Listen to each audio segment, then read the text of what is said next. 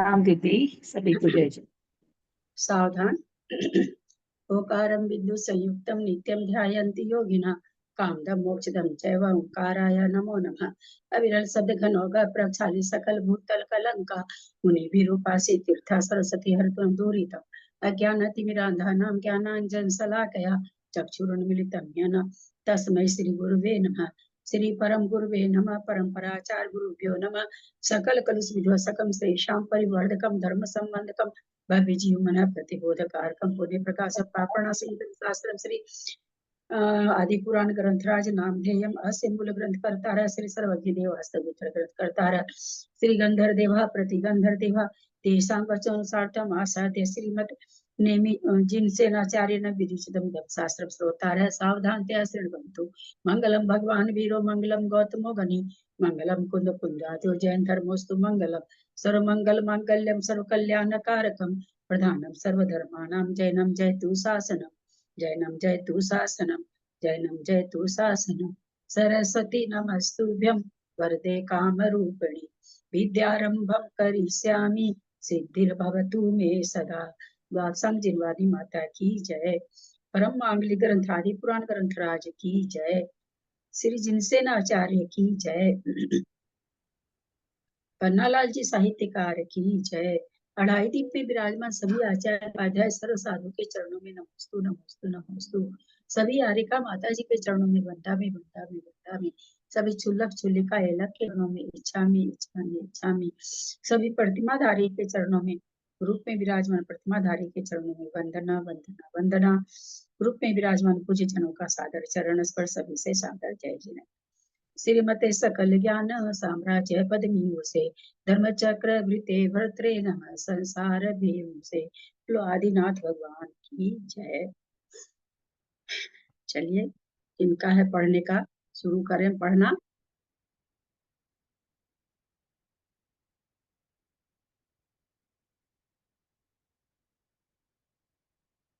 मेरे पास तो भाभी नहीं लिखा हुआ है। शर्मिला का मेरे पास डिलीट भी हो गया है, पता नहीं डिलीट हो जाते हैं।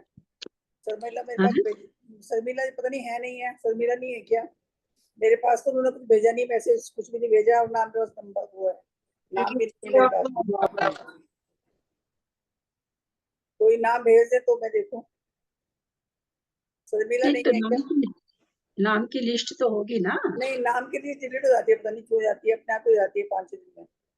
हाँ, नाम की लिस्ट डिलीट हो जाती है अपने आप ही 5-6 दिन में। नाम की लिस्ट भी डिलीट हो गई और नाम ने कुछ मैसेज छोड़ा, कौन पढ़ेगा कौन नहीं पढ़ेगा। लिस्ट क्यों डिलीट हो जाएगी? पता नहीं क्यों जाती है, हो जाती है। नहीं नहीं, कोई डिलीट करता है? हाँ हो गई, डिलीट हो गई है। मेरे पास भेज दीजिए कोई। मैं भेजू क्या आपको? आंटी है मेरे पास लिस्ट, भेज दो आपको। भेज दीजिए स्टूडेंट ग्रुप में भेज रही हूँ। हाँ भेज दीजिए। भेज दीजिए, उसमें जो पढ़ा है उसके बाद का चालू कर दीजिए।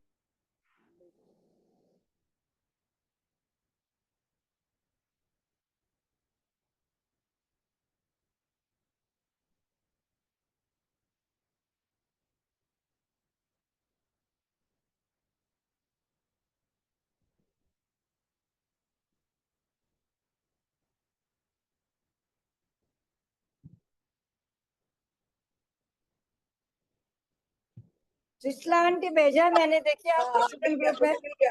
मिल गया। उसमें था बीना, वो मेरठ वाली बीना का नाम भी था। एक मिनट में देखती हूँ कौन सा नंबर चल रहा है। सरिता पांडे, अहमदाबादी भी हो गया, मंजू भी हो गया।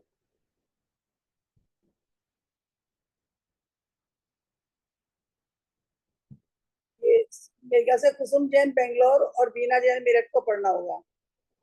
कुसुम जैन बेंगलोर का शायद लिखा हुआ है। कुसुम जैन बेंगलोर आई हुई है क्या? बीना मेरठ है क्या?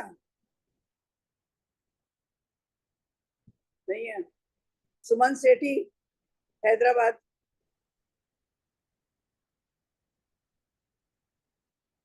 अंजना जी कोई नहीं है क्या? क्लास में बहुत कम आती है। हाँ कोई नहीं है। अंजना जी? हाँ अंजना जी तो है। चलो फिर अंजना जी पढ़ेगी फिर। 75 से मैं बताती हूँ, पेज नंबर 233 है। और 11वां पर्व है और 75 से पढ़ना है आपको, मतलब 76 से शुरू होगा। किसमें पढ़ना है ये कल खत्म हुआ, उसके आगे तो पढ़ना है ना। नहीं, ये 75 पे पढ़ चुके हैं ना, खत्म खत्म वेट कर सकते हैं। 75 पढ़ चुके हैं ना, 76 पे पढ़ना है आपको। पेज नंबर 233 है, 233 पेज नंबर है, और नीचे सबसे नीचे से पहली लाइन है। टिम्मी है। हाँ 70 हाँ हाँ। अच्छा दोनों आ गए क्या? पानी पूरी बनाइए। 233 में नीचे वाली कौन सा नंबर है, पढ़ लूं क्या ऊपर से? 76 हाँ छोड़ के एक लाइन छोड़ के दूसरी लाइन नीचे से 76 तत्व अच्छा। ज्ञान लास्ट में है ना। 75 लिखा है ना, उसे पढ़ना है आपको। 75 में नीचे की लाइन से ऊपर की लाइन तत्व में ज्ञान आदि हाँ किरणों हाँ को धारण करने वाला। हाँ। वह अवश्य अब नहीं, ये है अपरा तप ज्ञान आदि किरणों को धारण करने वाला और भव्य जीव रूपी कमलों को विकसित करने वाला, वह मुनिराज रूपी, ये वाला पढ़िए ना। 74 से नीचे तो तप ज्ञान आदि आप कहाँ से पढ़ रहे हैं, पता नहीं। ये थोड़ा सा पेज नंबर 233। हाँ हाँ 233। अच्छा ठीक है समझ गई। हाँ हाँ। हाँ जय जिनेन्द्र सबको। आज तो मेरा नंबर होगा ना दीदी। हाँ आज तुम्हारा नंबर था अभी ना, तप वैसे ज्ञान आदि मेरा किरणों नंबर है को पेज नंबर कौन सा है? 233, तप पेज नंबर 233 है, आपसे सकते देख रहे 35वां है, इनके बाद तुम पढ़ लेना। बीना जी तब तक आपका पारी था, 1 मिनट आपका पारी था और आपको मालूम था तो 7 बजे ज्वाइन करना चाहिए कि 7:17 पर ज्वाइन करना चाहिए। भाभी मेरे ना कोई आ गया था बाहर गेट पे, तो मुझे तो उसमें फिर टाइम लग तो गया। फिर इतना देर सुनिए ना, तो फिर आप चुप बैठिए, 17 तो मिनट तक तो कोई ठीक है वेट नहीं करेगा ना। फिर ठीक आकर है के बोलना कि मेरी पारी थी, ये गलत बात है, एकदम गलत ठीक बात है। ग्रुप में अनुशासन होना चाहिए। जिसका नंबर रहता है उसको कहा जाता है कि पहले से आके ज्वाइन करो, और नहीं फिर नहीं अगर दीदी, किसी कारण से नहीं अपने को देरी होती है तो चुपचाप बैठिए, नहीं बाद दीदी, में बोलिए। दीदी मेरे से पहले एक का नंबर था, उसके ये बाद तो मेरा नंबर है, एक के बाद दूसरा नंबर है मेरा। ये मुझे इसलिए पूछा। भाई नहीं है। तो अभी तो शुरू हुआ ना, एक आदमी कहाँ पढ़ा, अभी तो शुरू ही हो रहा है। ठीक है जय जिनेन्द्र। तप ज्ञान आदि किरणों को धारण करने वाला और भव्य जीव रूपी कमलों को विकसित करने वाला, वह मुनिराज रूपी सूर्य सदा जैन मार्ग को प्रकाशित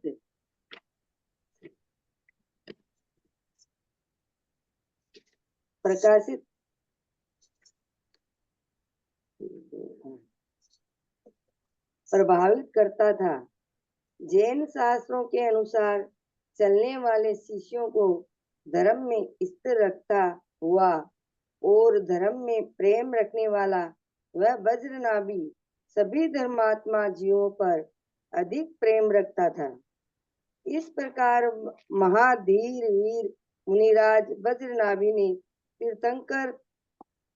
तीर्थंकरत्व की प्राप्ति के कारण उक्त 16 भावनाओं का चिरकाल तक चिंतन किया था। तदनंतर इस भावनाओं का उत्तम 16 भावनाओं का उत्तम रीति से चिंतन करते हुए उन श्रेष्ठ मुनिराजों के 3 लोक में क्षोभ उत्पन्न करने वाली तीर्थंकर नाम की महापुण्य प्रगति का बंद किया। वह निर्मल कोष्ठ बुद्धि, बीज बुद्धि, पदानुसारिणी बुद्धि और संभिन्न स्वरूप बुद्धि, इन 4 रिद्धियों को भी प्राप्त हुआ था। जिस प्रकार कोई राज ऋषि राज विद्याओं के द्वारा अपने शत्रुओं के समस्त गमनागमन को जान लेता है, उसी प्रकार प्रकाशमान रिद्धियों के धारक वज्रनामी मुनिराज ने भी ऊपर कही हुई 4 प्रकार की बुद्धि नामक रिद्धियों के द्वारा अपने परभव संबंधी गमनागमन को जान लिया था। वह दीप रिद्धि के प्रभाव से उत्कृष्ट दीप्ति को प्राप्त हुआ था। तप्त रिद्धि के प्रभाव से उत्कृष्ट तपता था।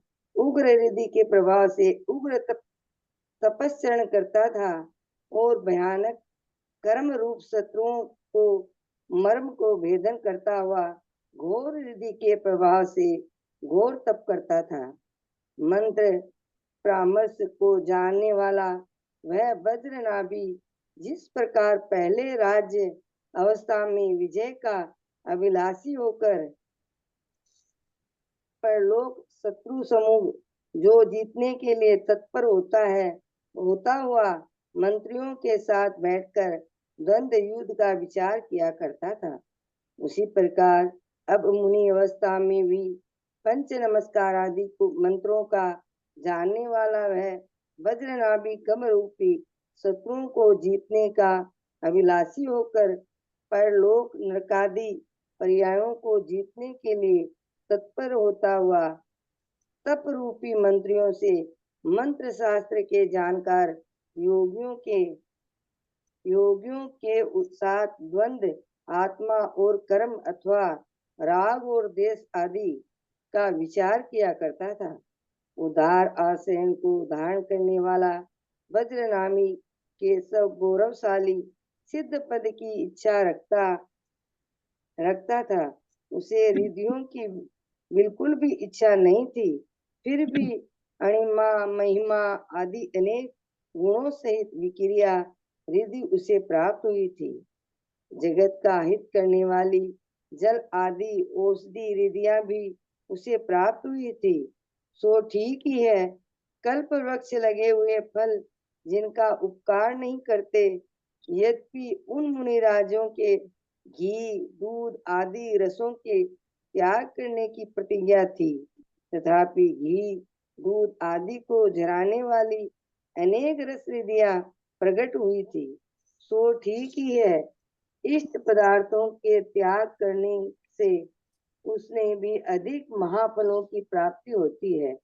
बल रिद्धि के प्रभाव से बल प्राप्त होने के कारण वह कठिन परिश्रमों को भी सह लेता था।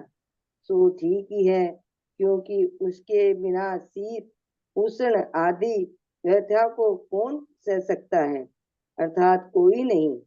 इसे अक्षीण रिद्धि प्राप्त हुई थी, इसीलिए वह जिस घर में भोजन ग्रहण करता था, उस दिन उस घर में अन्न अक्षय हो जाता था।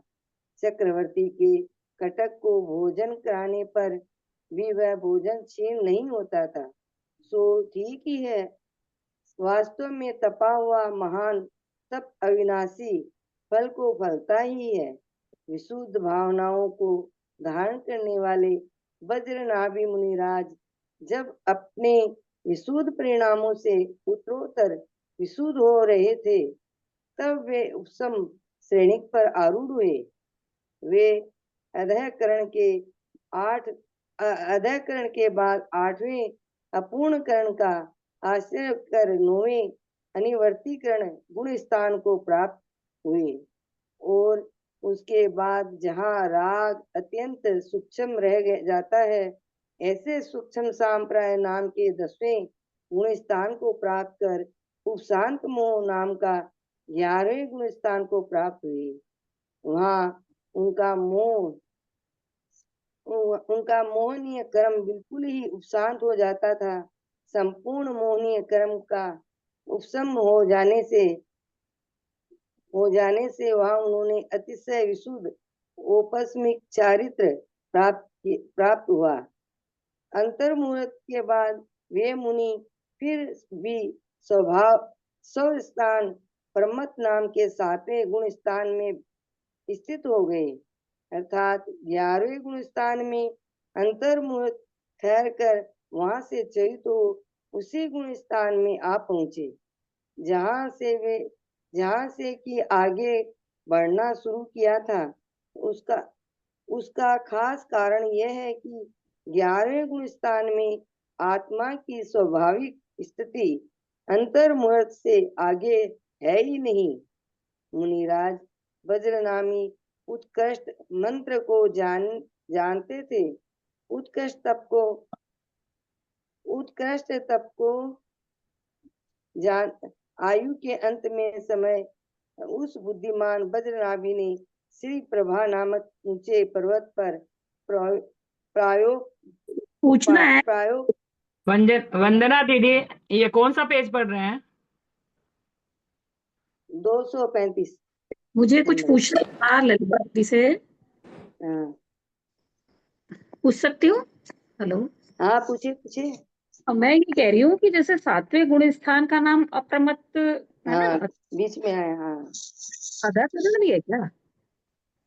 जैसे अधाकरण, अनिवृत्तिकरण, अधाकरण, अपूर्वकरण और अनिवृत्तिकरण, ये 7वां 8वां 9वां गुण स्थान, और 7वें गुण स्थान का नाम अप्रमत्त विरत भी अप्रमत्त भी होता है ना, तो मतलब दोनों क्या पर्याय है क्या एक दूसरे के? ये अप्रमत्त और अधाकरण। ललिता जी सुने नहीं क्या? ललिता जी नहीं है क्या? ललिता जी? चलिए ठीक है, फिर मैं देखती हूँ, अंदर से देखती हूँ, गुण स्थान में देख लूंगी। ठीक है। हाँ, अपरमत का नाम 7वें गुण स्थान स्थित हो गए थे, ऐसे दिया तो है। ना वो उसके बाद अगर अर्थात यह है अपूर्वकरण का आश्रय कर 9वें अनिवृत्तिकरण गुण स्थान को प्राप्त हुए, और फिर 10वां गुण स्थान सूक्ष्म संप्राय हो गया, है ना। फिर 11वां वापस उपशांत मोह। ठीक तो चल रहा है ना, ठीक चल रहा है। अप्रमत नाम है उसका, 7वें स्थान का, ठीक चल रहा है। आपका अध्याकरण है क्या इसके नाम? उसका नाम अध्ययन है, उसे अप्रमत करना है। ठीक है। प्रायोगमन नाम का संन्यास धारण कर शरीर और आहार से ममत्व छोड़ दिया गया। इसका प्रायोग व्यसन नाम सार्थक है। इस संन्यास में अधिकतर रतनत्रय की प्राप्ति होती है, इसीलिए इसे प्रायोगम भी कहते हैं। अथवा इस संन्यास के धारण करने पर अधिकतर कर्म रूपी शत्रुओं का अपगम नाश हो जाता है, इसीलिए इसे प्राणागम भी कहते हैं। उस विषय के जानकार उत्तम मुनियों ने इस संन्यास का एक नाम प्रायोगमन भी बतलाया है, और उसका अर्थ यह कहा है कि जिसमें प्राय करके अधिकतर संसारी जीवों के रहने योग नगर ग्राम आदि से हटकर किसी वन में जाना पड़े तो उसे प्रायोगमन कहते हैं। इस प्रकार प्रायोगमन संन्यास धारण कर वज्रनाभि मुनिराज अपने शरीर का न तो स्वयं ही कुछ उपचार करते थे और न किसी दूसरे से ही उपचार कराने की चाह रखते थे। वे तो शरीर से ममत्व छोड़कर उस प्रकार निराकुल हो गए थे जिस प्रकार की कोई शत्रु के मृतक शरीर को तोड़कर निराकुल हो जाता है। यद्यपि उस समय उनके शरीर में चमड़ा और हड्डी ही शेष रह गई थी एवं उनका उदय भी अत्यंत कुष्ठ हो गया था, तथापि वे अपने स्वाभाविक धैर्य को अवलंबन कर बहुत दिन तक निश्चल चित्त होकर बैठे रहे। मुनि मार्ग चैत न होने और कर्मों की विशाल निर्जरा होने की इच्छा करते हुए वज्रनाभि मुनिराज सुधा तृष्णा शीत उष्ण 10 मसक नाग्न अरति स्त्री चर्या सैया निष्ठा आक्रोश वध याचना अलाप अदर्शन रोग प्रण स्पर्शन प्रज्ञा अज्ञान मल और सत्कार पुरस्कार ये 22 परिग्रह सहन किए थे। बुद्धिमान हो गया, मत हो रहित गया, आपको हो गया। अच्छा ठीक है, जय जिनेन्द्र। फिर अब किसको दूं मैं? इनके बाद बंजी जैन दिल्ली का है, उनको शायद दांतों में दर्द है, वो नहीं पढ़ इनके पाए। बाद में सुनीता जी का नंबर है ना, अंजना जी के बाद में सुनीता जी का नंबर है, नाथ वाले। सुनिए ना, वो मेरठ बीना मेरठ वाली आ गई थी, उसका नंबर नहीं हुआ आया था ना, तो वो उस समय नहीं थी, फिर आ गई थी वो। अब इनके बाद में मंजू जैन दिल्ली का नंबर है। अब देख लीजिए, बीना को देना हो तो नहीं, बीना को दे दीजिए। मंजू जैन नहीं है, उनके बाद अंजना जी के बाद में सुनीता जी नाथ द्वारा है। आपने वो पुरानी लिस्ट डाल दी थी किसी ने, उसमें पुरानी, वो बहुत पद्म पुराण वाली लिस्ट थी। अच्छा अच्छा, वो डाली हुई थी क्या? तो हाँ, आप देख लीजिए किसका नंबर है। आपने तो अंजना नहीं अंजना जी के बाद में सुनीता जी का नंबर है। ठीक है, मैं पढ़ रही हूँ ना। जय जिनेन्द्र तो सभी को। मेरा नंबर नहीं है, इनका नंबर तो दोबारा आ गया, पहले भी आ चुका इनका तो। मैंने गलती बता दी है ना, असल में अंजना जी का नंबर गलत बताया ना। मेरे पास तो जो लिस्ट डाली मैंने उसको हाँ, बोल तो अंजना नहीं जी के इनका पहले बीना जी मेरठ का ही नहीं, नंबर था, तो उनको बोल दीजिए पढ़ने। इनका नंबर सुनीता जी का जो आया है वो एग्जाम के उसके लिए जो पढ़ने के लिए आया था ना, उसका आया था। रीडिंग वाले में थोड़ी आया इनका भी। चलो, जिसका देखो अब से। शर्मिला देखो तुम नहीं, किसका है। बीना जी इनके एक्चुअल में मैं बोल रही हूँ, ये अंजना जी के पहले बीना जी का ही नंबर था। बीना जी अगर नहीं पढ़ी है तो बीना जी को दे दीजिए। हाँ, नहीं पड़ी है। जय जिनेन्द्र। प्रश्न नंबर 236, श्लोक नंबर 102। एक बुद्धिमान, मंदर रहित और विद्वानों से श्रेष्ठ ब्रजनाभि मुनि ने उत्तम क्षमा, मार्जव, आर्जव, सोच, सत्य, संयम, तप, त्याग, आकिंचन और ब्रह्मचर्य, ये 10 धर्म धारण किए थे। वास्तव में ये ऊपर के हुए 10 धर्म दूसरों को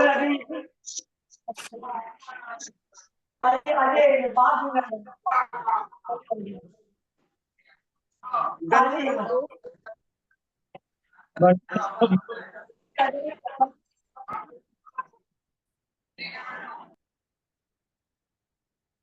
गंधर्वों को अत्यंत इष्ट हैं।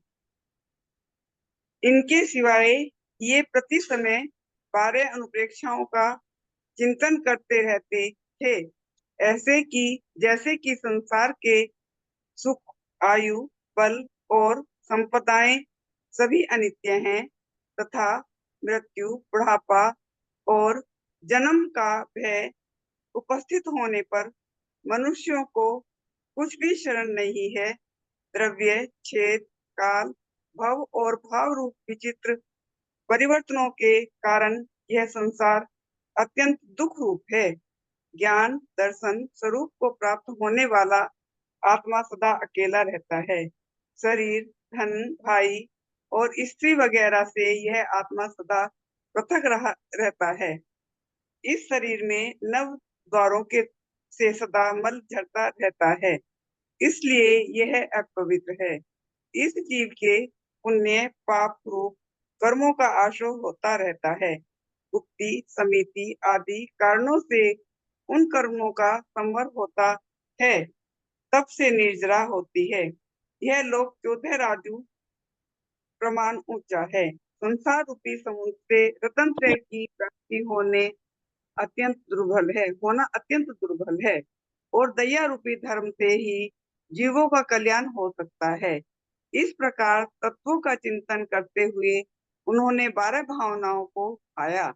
इस समय शुभ भावों को धारण करने वाला वे मुनिराज लेशियाओं के अतिशय विशुद्ध को धारण कर रहे थे। वे द्वितीय बार उपशम श्रेणी पर आरूढ़ हुए और पृथक वितर्क नामक शुक्ल ध्यान को पूर्ण कर उत्कृष्ट समाधि को प्राप्त हुए। अंत में उपशांत मोह नामक 11वें गुण स्थान में प्राण छोड़कर सर्वार्थ सिद्धि पहुंचे और वहां अहिमेन पद को प्राप्त हुए। यह सर्वार्थ सिद्धि नाम का विमयन लोक के अंत भाग में 12 योजन नीचा है, सबसे अग्रभाग में स्थित और सबसे उत्कृष्ट है। इसकी लंबाई, चौड़ाई और गोलाई जम्बू द्वीप के बराबर है। यह स्वर्ग के 63 पटलों में अंत का चूड़ीमणि रतन के समान स्थित है, क्योंकि उस विमान में उत्पन्न होने वाले जीवों के सब मनोरथ अनायास ही सिद्ध हो जाते हैं। इसलिए वह सर्वार्थ सिद्धि इस सार्थक नाम को धारण करता है। यह विमान बहुत ही ऊंचा है तथा फहराती हुई पताकाओं से शोभायमान है, इसलिए ऐसा जान पड़ता है मानो सुख देने की इच्छा से मुनियों को बुला ही रहा हो, जिस पर अनेक फूल बिखरे हुए हैं। ऐसी वहां की नीलम मणि की बनी हुई भूमि को देखकर देवता लोगों को ताराओं से व्याप्त आकाश का स्मरण हो जाता है। देवों के प्रतिबिंब को धारण करने वाली वहां की रत्नमय दीवारों से ऐसा जान पड़ता है मानो किसी नए स्वर्ग की सृष्टि ही करना चाहती हो। वहां पर रत्नों की किरणों ने अंधकार को दूर भगा दिया है। सो ठीक ही है। वास्तव में निर्मल पदार्थ मलिन पदार्थों के साथ संगति नहीं करते हैं। उस विमान के चारों ओर रत्नों की किरणों से जो इंद्रधनुष बन रहा है, उससे ऐसा मालूम होता है मानो चारों ओर चमकीला कोट ही बनाया गया है। वहां पर लटकती हुई सुगंधित और सुकोमल फूलों की मालाएं ऐसी सुशोभित होती हैं मानो वहां के इंद्रों के सौम्यनस फूलों से बने हुए उत्तम मन को ही सूचित कर रही हूँ। उस विमान में निरंतर रूप से लगी हुई मोतियों की मालाएं ऐसी जान पड़ती हैं मानो दांतों की स्पर्श किरणों से शोभायमान वहां की लक्ष्मी हास्य ही हो। इस प्रकार अकृत्रिम और श्रेष्ठ रचनाओं से शोभायमान रहने वाले उस विमान में उत्पाद सैया व देव क्षण भर में पूर्ण शरीर को प्राप्त हो गया। दोष धातु और मल से स्पर्श से रहित सुंदर लक्षणों से युक्त तथा पूर्ण यौवन अवस्था को प्राप्त हुआ उसका शरीर क्षण भर में ही प्रकट हो गया। जिनकी शोभा कभी म्लान नहीं होती, जो स्वभाव से ही सुंदर हैं, जो नेत्रों को आनंद देने वाला है, ऐसा उसका शरीर ऐसा सुशोभित होता था मानो अमृत के द्वारा ही बनाया गया हो। इस संसार में जो सुगंधित और चिकने परमाणु हैं, पुण्य उदय के कारण उन्हीं परमाणुओं से उनके शरीर की रचना हुई थी। हेमा मौसी पढ़िए आप। हाँ शर्मिला मेरे में वो डाल दीजिए। शर्मिला हाँ मेरे में वो डाल दीजिए, लिस्ट डाल दीजिए, मैं वो डिलीट कर दूंगी। क्या बोल रहे हैं? लिस्ट डाल दीजिए, लिस्ट। हाँ लिस्ट आपको पर्सनल मेरे ग्रुप मैंने डाली हुई है, पर्सनल में मैंने ग्रुप में भी डाल दी। सभी को जय जिनेन्द्र। प्राप्ति पूर्ण होने के बाद उपवास सैया पर अपने ही शरीर की कांति चांदी से घिरा हुआ वह अहिमेंद्र ऐसा सुशोभित होता था जैसे कि आकाश में चांदनी से घिरा हुआ पूर्ण चंद्रमा सुशोभित होता है। उस उत्पाद सैया पर बैठा हुआ वह दिव्य हंस अहिमेंद्र क्षण भर तक ऐसा शोभायमान होता रहा जैसा कि गंगा नदी के बालू के टीले पर अकेला बैठा हुआ तरुण हंस शोभायमान होता है। उत्पन्न होने के बाद वह अहिमेंद्र निकटवर्ती सिंहासन पर आरूढ़ हुआ था।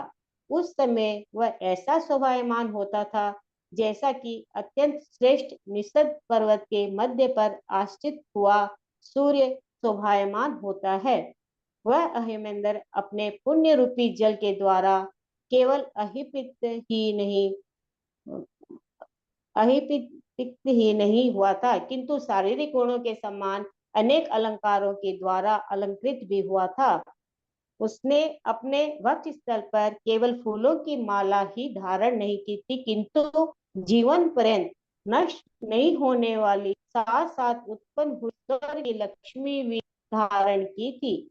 स्नान और विलेपन के बिना ही जिसका शरीर सदा देवमान रहता है और जो स्वयं साथ साथ उत्पन्न हुए वस्त्र तथा आभूषणों से शोभायमान है, ऐसा वह अहिमेंद्र देवों के मस्तक पर अग्रभाग में ऐसा सुशोभित होता था मानो स्वर्ग लोक का एक शिखामणि ही हो अथवा सूर्य ही हो, क्योंकि शिखामणि अथवा सूर्य भी स्नान और विलोपन के बिना ही देवमान रहता है और स्वभाव से ही अपनी प्रभा द्वारा आकाश को भूषित करता रहता है।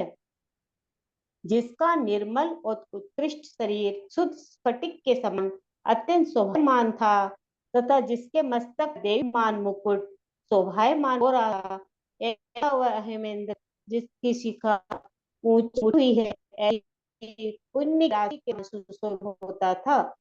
वह हेमेंद्र मुकुट अंत बाजूबंद और कुंडल आदि आभूषणों से सुशोभित था, सुंदर माएं धारण कर रहा, उत्तम वस्त्रों से युक्त था और स्वयं शोभा से संपन्न था। इसीलिए अनेक आभूषण, माला और वस्त्र आदि को धारण करने वाले किसी कल्प वृक्ष के समान जान पड़ता था।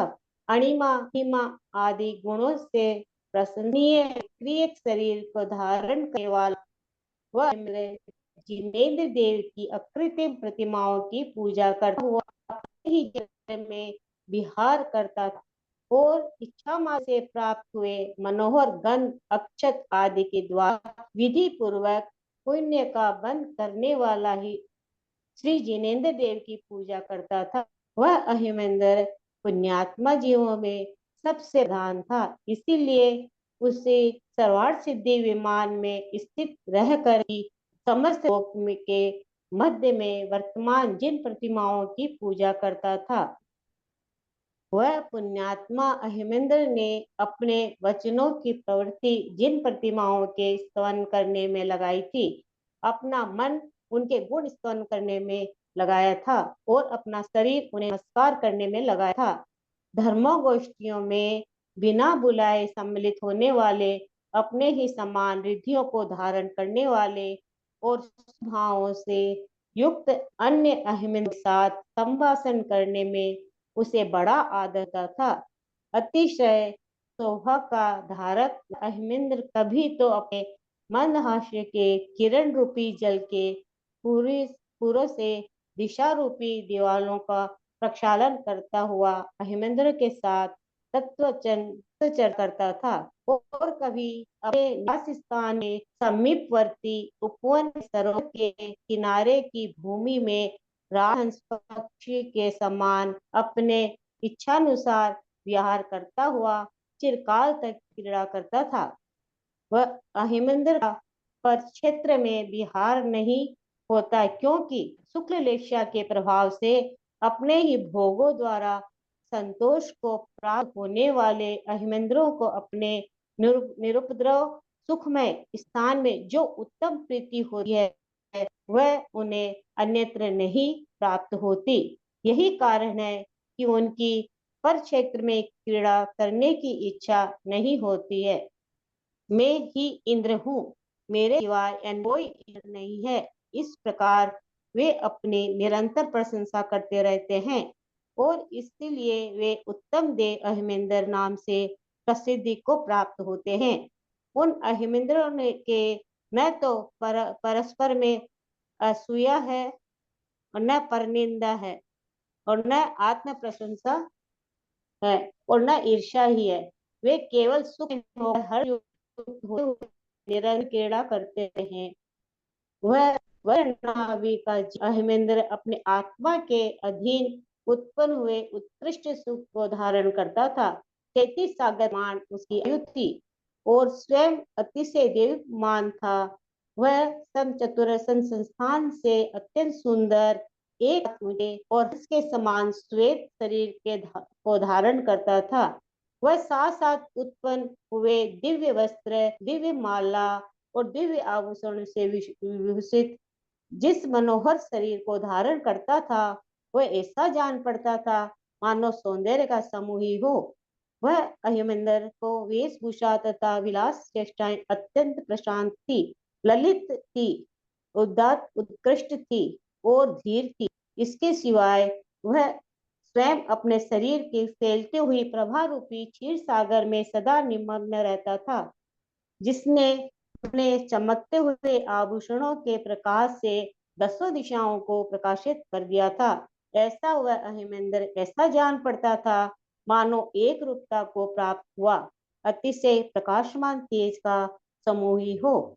वह विशुद्ध लेशा का धारक था और अपने शरीर की शुद्ध तथा प्रकाशमान किरणों से दसों दिशाओं को लिप्त करता था। इसीलिए सदा सुखी रहने वाला वह अहिमेंद्र ऐसा मालूम होता था मानो अमृत रस के द्वारा ही बनाया गया हो।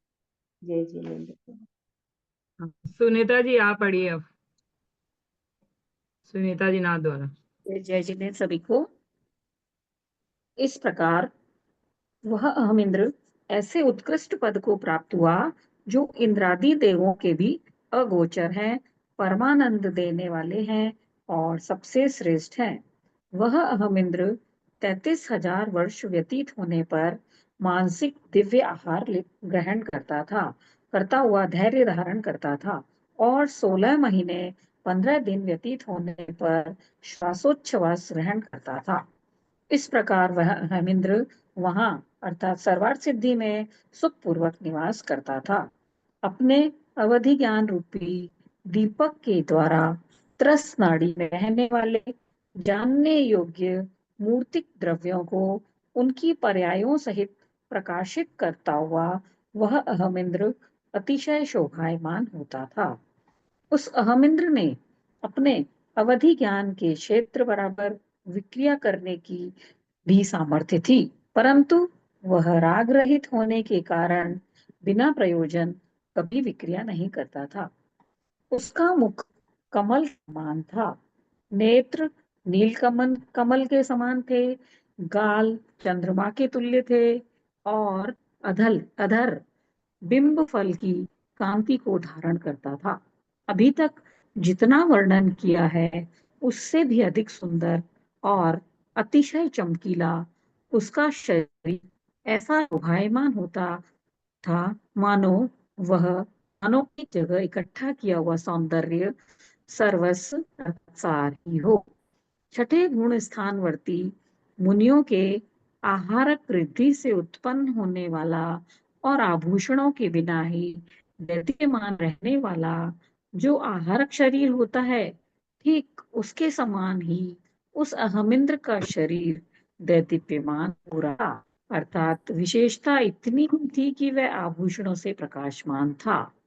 जिनेंद्र देव ने जिस एकांत और शांत रूप सुख का निरूपण किया है, मालूम पड़ता है वह सभी सुख उस अहमिंद्र में जाकर इकट्ठा हुआ करते थे। वज्रनाभि के विजय, वैजयंत, जयंत, अपराजित, बाहु, सुबाहु, पीठ और महापीठ नाम के 8 भाई तथा विशाल बुद्धि का धारक धनदेव, ये 9 जीव भी अपने पुण्य के प्रभाव से उस सर्वार्थ सिद्धि में वज्रनाभि के समान ही अहमिंद्र हुए। इस प्रकार उस सर्वार्थ सिद्धि में वे अहमिंद्र मोक्ष तुल्य सुख का अनुभव करते हुए प्रविचार अर्थात मैथुन के बिना ही चिरकाल तक सुखी रहते थे। उन अहमिंद्रों के शुभ कर्म के उदय से जो निर्बाध सुख प्राप्त होता है, वह पहले के कहे हुए प्रविचार सहित सुख से अनंत गुना होता है। जबकि संसार में स्त्री समागम से ही जीवों को सुख की प्राप्ति होती है, तब उन अहम इंद्रों के स्त्री समागम न होने पर सुख कैसे हो सकता है? यदि इस प्रकार कोई प्रश्न करे तो उसके समाधान के लिए इस प्रकार विचार किया जाता है। क्योंकि इस संसार में जिनेंद्र देव ने आकुलता रहित वृत्ति को ही सुख कहा है, इसलिए वह सुख उन सरागी जीवों के कैसे हो सकता है जिनके की चित्त अनेक प्रकार की आकुलताओं से व्याकुल हो रहे हैं। जिस प्रकार चित्त में मोह उत्पन्न करने से, शरीर में शिथिलता लाने से, तृष्णा अर्थात प्यास बढ़ाने से और संताप रूप होने से ज्वर सुख रूप नहीं होता, उसी प्रकार चित्त में मोह, शरीर में शिथिलता, लालसा और संताप बढ़ाने का कारण होने से स्त्री संभोग भी सुख रूप नहीं हो सकता। जिस प्रकार कोई रोगी पुरुष कड़वी औषधि का भी सेवन करता है, उसी प्रकार काम ज्वर से संतप्त हुआ यह प्राणी भी उसे दूर करने की इच्छा से स्त्री रूप औषधि का सेवन करता है, जबकि मनोहर विषयों का सेवन केवल तृष्णा के लिए है, न कि संतोष के लिए भी। तब तृष्णा रूपी ज्वाला से संतप्त हुआ यह जीव सुखी कैसे हो सकता है? जिस प्रकार जो औषधि रोग दूर नहीं कर सके वह औषधि नहीं है, जो जल प्यास दूर नहीं कर सके वह जल नहीं है, और जो धन आपत्ति को नष्ट नहीं कर सके वह धन नहीं है। इसी प्रकार जो विषयज सुख तृष्णा नष्ट नहीं कर सके वह विषयज अर्थात विषयों से उत्पन्न हुआ सुख नहीं है। स्त्री संभोग से उत्पन्न हुआ सुख केवल कामेच्छा रूपी रोगों का प्रतिकार मात्र है, अर्थात उन्हें दूर करने का साधन है। क्या ऐसा मनुष्य भी औषधि सेवन करता है जो रोग रहित है और स्वास्थ्य को प्राप्त है? भावार्थ, जिस प्रकार रोग रहित स्वस्थ मनुष्य औषधि का सेवन नहीं करता हुआ भी सुखी रहता है, उसी प्रकार कामेच्छा रहित संतोषी अहमिंद्र स्त्री संभोग न करता हुआ भी सुखी रहता है। विषयों में अनुराग करने वाले जीवों को जो सुख प्राप्त होता है वह उनका स्वास्थ्य नहीं कहा जा सकता है, अर्थात उसे उत्कृष्ट सुख नहीं कह सकते, क्योंकि वे विषय सेवन करने से पहले, सेवन करते समय और अंत में केवल संताप ही देते हैं। विद्वान पुरुष उसी सुख को चाहते हैं जिसमें कि विषयों से मन की निवृत्ति हो जाती है, चित्त संतुष्ट हो जाता है, परंतु ऐसा सुख उस विषयांध पुरुषों को कैसे प्राप्त हो सकता है जिनका चित्त सदा विषय प्राप्त करने में ही खेद खिन्न बना रहता है। विषयों का अनुभव करने पर प्राणियों को जो सुख होता है वह पराधीन है, बाधाओं से सहित है, व्यवधान सहित है और कर्म बंधन का कारण है, इसलिए वह सुख नहीं है किंतु दुख ही है। ये विषय विष के समान अत्यंत भयंकर हैं, जो कि सेवन करते समय ही अच्छे मालूम होते हैं।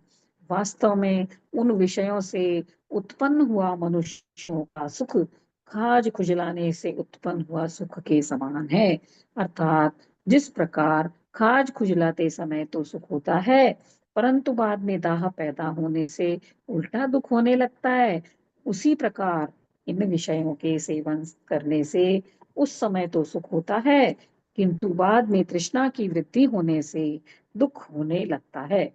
जिस प्रकार जले हुए घाव पर घिसे हुए गीले चंदन का लेप कुछ थोड़ा सा आराम उत्पन्न करता है, उसी प्रकार विषय सेवन करने से उत्पन्न हुआ सुख उस समय कुछ थोड़ा सा संतोष उत्पन्न करता है।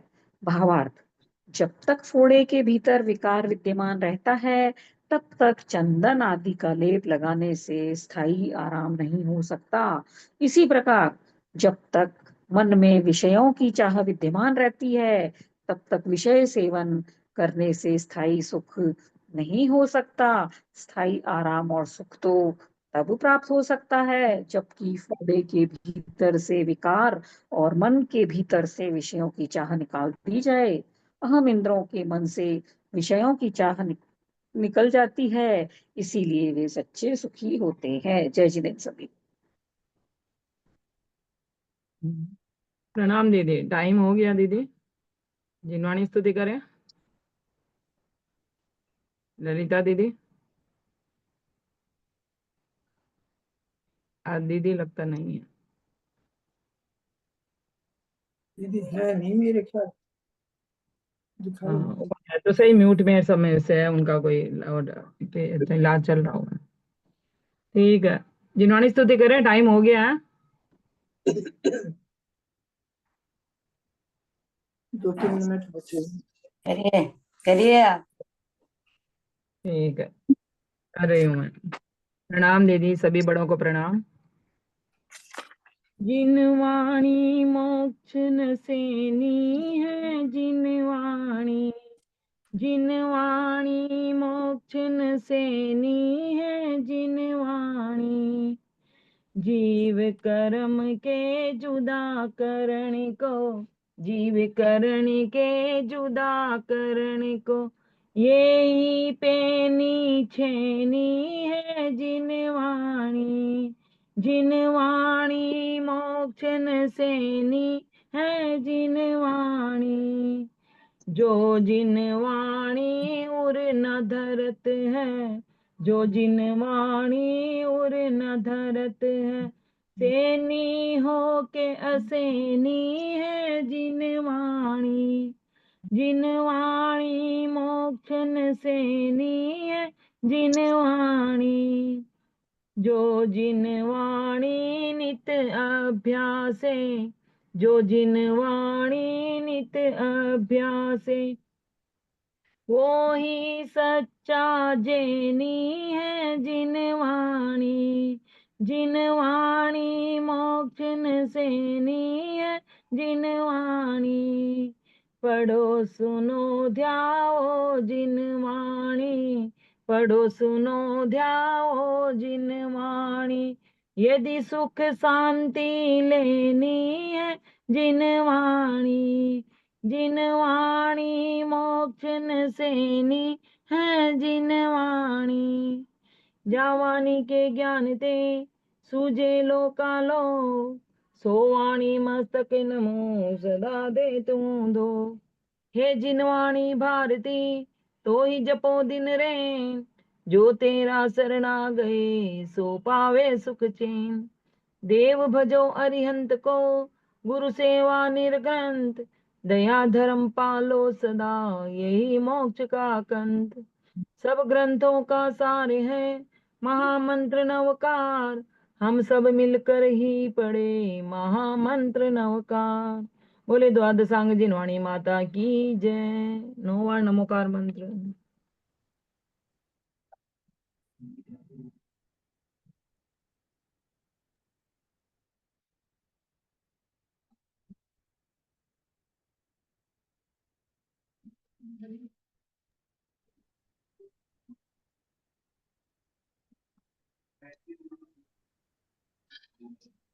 दीदी को चरण स्पर्श, बाकी सबको सादर जय जिनेंद्र। सभी को सादर जय जिनेंद्र। दीदी को प्रणाम, सबको सादर जय जिनेंद्र, चश्माधारियों की वंदना।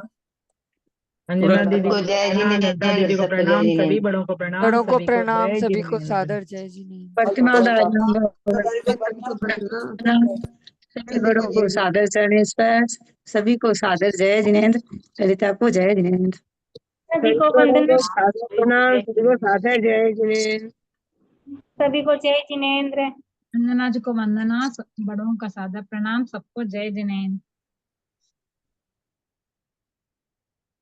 ललिता जी को प्रणाम, सबको सादर जय जिनेंद्र।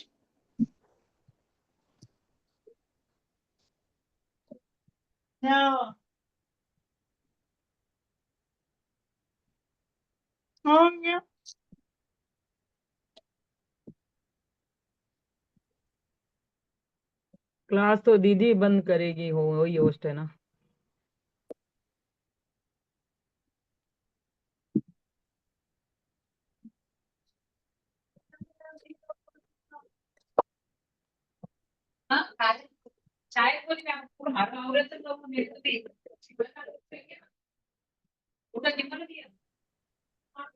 ठीक है, सभी को अपने आप निकल जाइए तो हो जाएगा बंद अपने आप ही।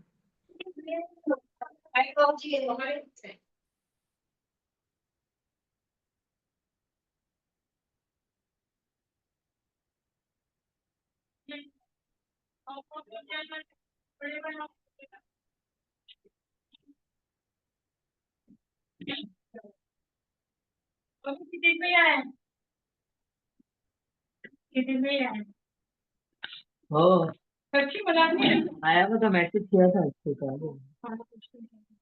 अभी रोटी तो बनाएगी ना, इसको बोला ना नीचे से ठंडा लेना नहीं, फोन भरना चाहिए ना। अभी मुन्ने म्यूट खुला हुआ है तेरा।